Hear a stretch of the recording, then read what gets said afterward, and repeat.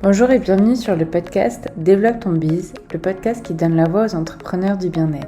Nous sommes tous entrepreneurs du bien-être, entrepreneurs de notre bien-être. Retrouvez au travers du podcast de nombreux sujets autour du développement et de l'épanouissement de chacun, découvrir des pratiques bien-être et celles qui te conviendra au mieux, s'inspirer d'entrepreneurs comme toi et moi qui ont choisi de vivre de leur passion, retrouver des conseils pour entreprendre de manière éthique et alignée, s'enrichir des autres et de leur parcours, de leur vécu, de leurs expériences. Bonjour à tous, on se retrouve aujourd'hui dans un nouvel épisode de podcast qui va être différent de tous ceux que vous avez déjà pu entendre sur le podcast. Aujourd'hui, je vais vous parler de la notion de accueillir ses émotions. Déjà, il faut savoir qu'on dit très souvent gérer ses émotions. Et moi, je n'aime pas forcément cette expression-là, puisque lorsqu'on prend du recul, ce n'est pas vraiment ça, parce que gérer ses émotions, elles sont là et je dois faire avec. Comment je fais? C'est un peu subir ces émotions, c'est être en réaction. Et aujourd'hui, moi, je vous parle plutôt d'accueillir ces émotions, c'est-à-dire plutôt prendre conscience de l'état de ces émotions pour ne pas les subir. C'est l'étape d'avant qui est nécessaire et qui permet au quotidien de mieux vivre sa vie, de plus être dans la réaction, mais plutôt dans la compréhension de pourquoi vous vous sentez de cette manière-là pour justement aller mieux au fur et à mesure. Et justement, l'expression tourner sa langue 7 fois dans sa bouche avant de parler, c'est pas anodin, c'est aussi le but de prendre son temps pour prendre conscience de ses émotions, de ce qu'on va dire, de toutes ces choses-là, pour les digérer, puis s'exprimer. Alors que si vous gérez vos émotions, vous allez plutôt être dans exprimer vos émotions, en prendre conscience, puis les digérer. Et donc forcément, là, vous allez potentiellement regretter ce que vous avez dit, vous allez du coup agir, puis réfléchir, et donc conscientiser à la fin les dégâts que vous avez potentiellement faits. Donc le fait de mieux accueillir ses émotions, ça va déjà vous permettre de ne plus subir et prendre du recul un peu sur la situation. Ça va être de ne pas agir sous le coup des émotions et comme je vous ai dit, être en réaction et potentiellement regretter derrière. Et le fait de mieux accueillir ses émotions, ça va aussi vous permettre de davantage vous comprendre ce qu'elle veut dire de vous, qu'est-ce que ça met en avant le fait que vous réagissiez. Et au final, au fur et à mesure, ça vous permet d'être plus aligné puisque vous êtes davantage à l'écoute de vous, à l'écoute de votre corps et de vos sensations.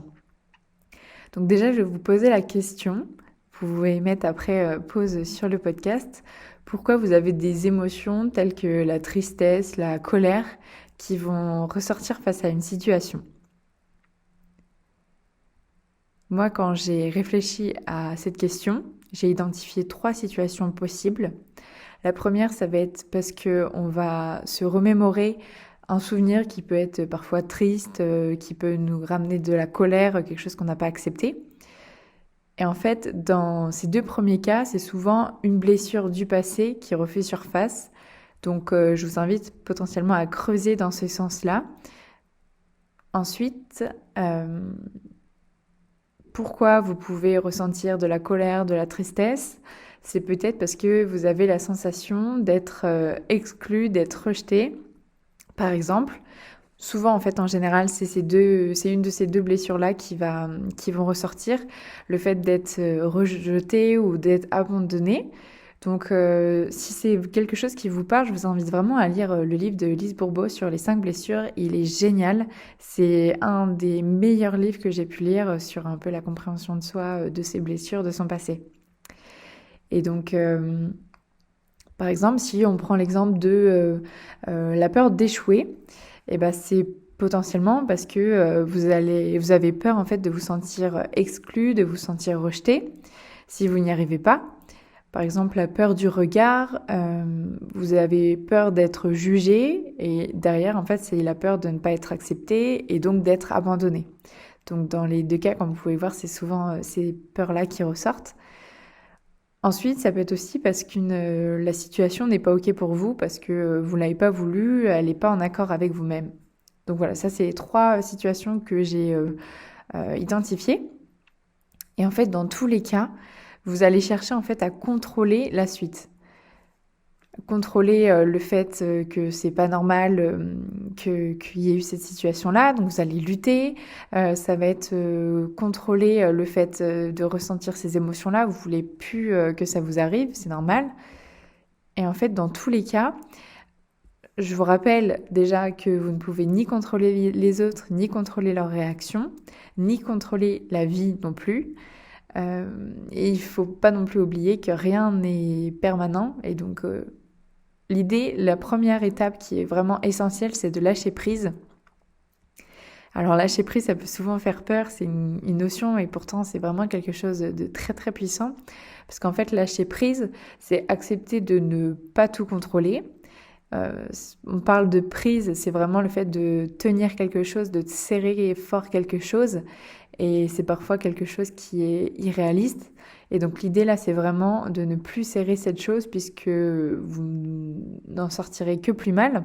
Parce qu'en fait là, vous êtes en train de lutter, à vous fatiguer, à ruminer, à réfléchir beaucoup à cette situation passée, à être par exemple dans j'aurais dû dire ça, j'aurais dû faire ci. Enfin voilà, en fait vous allez vraiment concentrer cette énergie là-dessus. Alors que déjà il faut savoir que le fait de lâcher prise, ça ne signifie pas et absolument pas subir ou être passif, mais c'est plutôt accepter la situation, puisque déjà comme je vous ai dit, vous ne pouvez pas la changer, elle est arrivée, que vous ne pouvez pas changer les réactions des autres, vous ne pouvez pas agir sur les autres, ni sur la vie. Mais par contre, en fait, lâcher prise, ça va vous permettre, d'être beaucoup plus apte à comprendre et donc à ne pas reproduire cette situation et accessoirement à rester calme et ne pas agir sous le coup des émotions et voilà. En plus, sachez que vouloir contrôler quelque chose, en fait, vous allez lutter contre la situation et derrière, c'est le mental qui parle, c'est l'ego qui veut être le plus fort, qui veut ne pas sortir de sa zone de confort, qui veut être le meilleur et tout ça. Alors qu'en fait, vous allez vous fatiguer, comme je vous l'ai dit juste avant, à vouloir agir contre cette manière, contre cette situation, alors que vous ne pouvez rien faire. Mais vous pourriez plutôt, par exemple, utiliser en tout cas cette énergie de lutte pour accepter, pour chercher, pour avancer, la concentrer aussi sur d'autres projets. Je pense que ça nous est tous arrivé une fois à cause d'une situation d'un moment, de gâcher une journée, un après-midi, pardon. Et du coup, derrière, de ne plus être du tout productif, par exemple, au travail, de ne plus vouloir sortir, de ne plus vouloir faire ce que vous aviez prévu à cause de la situation, parce que vous ne l'acceptez pas, parce que vous avez beaucoup de remords par rapport à ce qui s'est passé.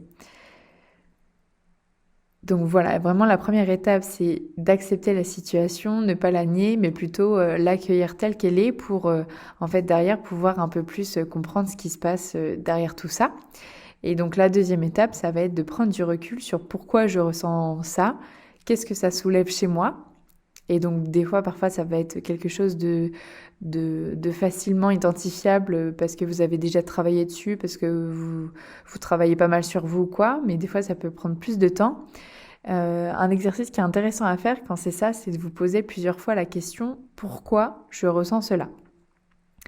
Donc par exemple, vous la posez 5 fois. Si je prends un vieil exemple de mon côté, pendant un moment donné, au moment de ma reconversion, ça m'énervait beaucoup qu'on me demande toujours où j'en étais, qu'est-ce que j'allais faire et tout ça. Donc j'ai noté un exemple, ça m'énerve qu'on me demande toujours où j'en suis dans ma reconversion. Donc pourquoi ça m'énerve ? Parce que je n'ai pas envie de raconter ma vie. Pourquoi ? Parce que ce n'est pas mon style de parler de moi, de raconter tout le temps ma vie, dans le sens où je suis pas plus intéressante qu'une autre et j'aime pas parler de moi. Pourquoi ? Parce que il y avait aussi le côté ils ne vont pas comprendre forcément exactement ce que je fais parce que c'est un domaine qui est vachement différent ou parce que je ne sais pas comment bien l'exprimer encore. Et donc mon quatrième pourquoi, c'est parce que ce n'est pas clair dans ma tête. parce que voilà, comme je vous l'ai dit avant, je ne sais pas exactement où j'en suis, je ne sais pas du coup l'expliquer derrière correctement. Et mon 5e pourquoi, parce que c'est mal vu aussi d'être perdu, et je voulais pas non plus trop l'accepter, parce que être perdu, je considérais ça un peu comme c'est perdre la face, et du coup tu ne sais pas dire ce que tu fais, et donc du coup tu vas te faire juger, tu vas te faire rejeter. Et en fait, je me suis monté le cerveau avec toutes ces excuses, à essayer aussi de prévoir le comportement des autres. Euh, alors, par exemple, mon 3e pourquoi, où c'était ils ne vont pas comprendre, je ne peux pas savoir avant de leur en avoir parlé. Et alors que peut-être que c'était juste une question de savoir où j'en suis, parce que je compte pour eux. Je cherchais dans quel sens le dire, je compte pour eux. Donc voilà, c'est important pour eux de savoir où j'en suis. Après, ça peut être aussi le fait que ça soulève des peurs chez eux, où pour eux, ils ne se sentiraient pas en sécurité, ils n'oseraient pas se reconvertir. Donc ça peut être aussi cette chose-là. Donc bref, je me suis fait une montagne d'avis, de faits toute seule, par peur de ne pas être acceptée, peur d'être rejetée au final. Donc je vous invite vraiment à vous poser ces 5 fois la question pourquoi, parce que ça vous permettra justement de creuser un petit peu, et faites-le intuitivement, vraiment essayez de répondre du tac au tac. C'est vachement puissant comme exercice. Donc voilà, la 2e étape, c'est vraiment d'exprimer votre blessure comme je viens de le faire. Donc ma blessure finale, c'était vraiment avoir peur de ne pas être acceptée, d'être rejetée parce que je me sentais perdue. Ensuite, la 3e étape, ça va vraiment être d'agir et de régler le conflit intérieur. Donc par exemple, dans mon cas, c'est déjà de prendre conscience que j'essaie de prévoir les autres, et du coup d'arrêter de faire ça. Et c'est aussi d'accepter d'être perdu, parce que c'est ok d'être perdu. Donc des fois, ça peut être compliqué de se poser autant de questions. Personnellement, je peux me poser des fois beaucoup de questions et c'est pas toujours facile. Mais en même temps, c'est cool justement d'agir pour vouloir changer. C'est quand même une preuve de courage de vouloir tout faire pour être bien dans sa vie et tout ça. Donc c'est cool aussi. Donc accepter d'être perdu parce que c'est ok. Et donc du coup, en fait, une fois qu'on accepte cette partie-là, j'ai été beaucoup plus dans une démarche d'exploration, de test, et voilà, en fait, de vraiment savourer le moment et de tester. Et en fait, c'est que en lâchant prise là-dessus, je pense que j'ai clairement pu réussir à me reconvertir beaucoup plus facilement. Et ensuite, la 4e étape, parfois, ça va être de poser des limites. Donc, c'est se poser des limites à soi, ça peut être aussi se poser des limites aux autres. Donc là, dans mon cas d'avant, où je vous ai expliqué pour ma reconversion, peut-être que j'aurais pu dire à ces personnes qui me posaient tout le temps la question, leur dire, comme vous l'avez très bien vu certainement, je suis perdue, je ne sais pas encore ce que je veux aujourd'hui. Par contre, ça me bride, ça me dérange que vous me posiez tout le temps la question, parce que ça me rajoute une pression. Donc s'il vous plaît, là sur le prochain mois, arrêtez de me poser la question à chaque fois que vous me voyez, parce que ça me fait du mal. Et en fait, en exprimant de manière un peu vulnérable ce qui m'arrive, le fait que c'est dur pour moi en ce moment, les personnes, elles seront carrément ok à justement ne plus être dans ce questionnement, parce qu'ils ont compris que ça me faisait du mal. Ça peut débloquer des situations dans le sens où tout de suite je vais lâcher prise là-dessus, et je serai beaucoup plus dans cette démarche d'exploration, comme je vous ai dit. Peut-être qu'ils pourront aussi eux m'aider. Enfin voilà, après c'est vraiment un cercle vertueux. Après, si je reprends les situations d'avant, où il y avait celle par rapport à un souvenir, que vous ayez une blessure par rapport à un souvenir, par exemple la blessure de la trahison ou une autre, peut-être que vous pouvez imposer vos limites pour ne pas ressouffrir, en ayant pris des leçons de ce qui s'était passé. Si vous n'êtes pas ok non plus avec une situation, certainement parce que c'est pas en accord avec vos valeurs, vous pouvez aussi du coup réajuster facilement par rapport à ça.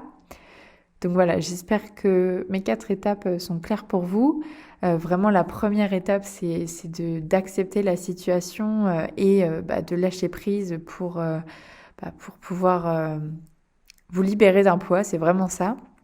Ensuite, ça va être vraiment de chercher à comprendre pourquoi vous ressentez ça, qu'est-ce qui se passe derrière.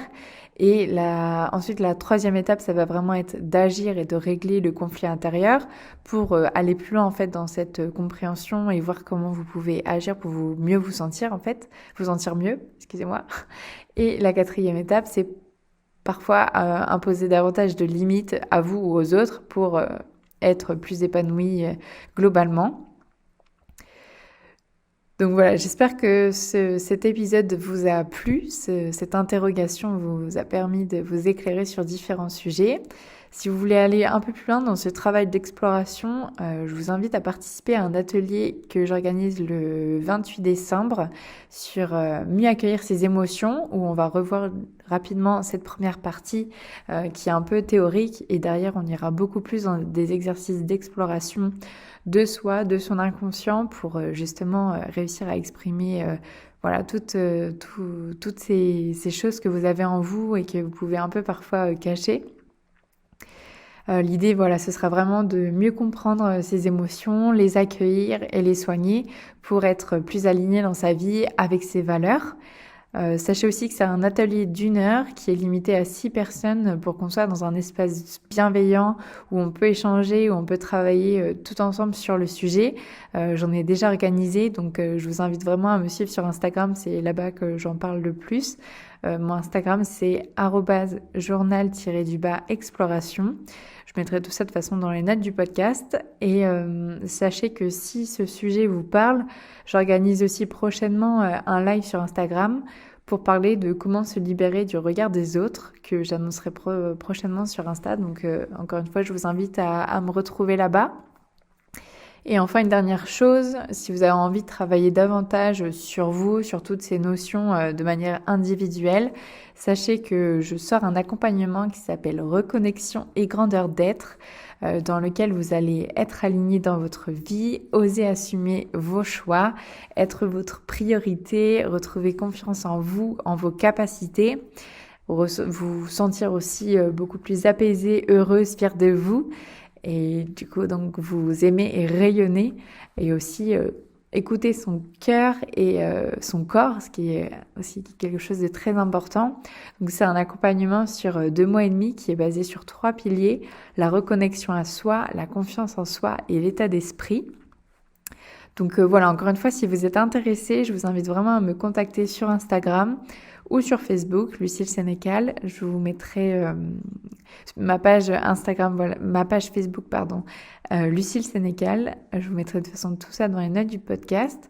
Je vous souhaite une très belle journée. Je vous remercie de m'avoir écouté. Surtout, n'hésitez pas à le noter de 5 étoiles sur Apple Podcast, de m'envoyer un petit message sur Instagram ou quoi, pour qu'on puisse ensemble approfondir ce sujet, ou se retrouver aussi pendant l'atelier de fin décembre.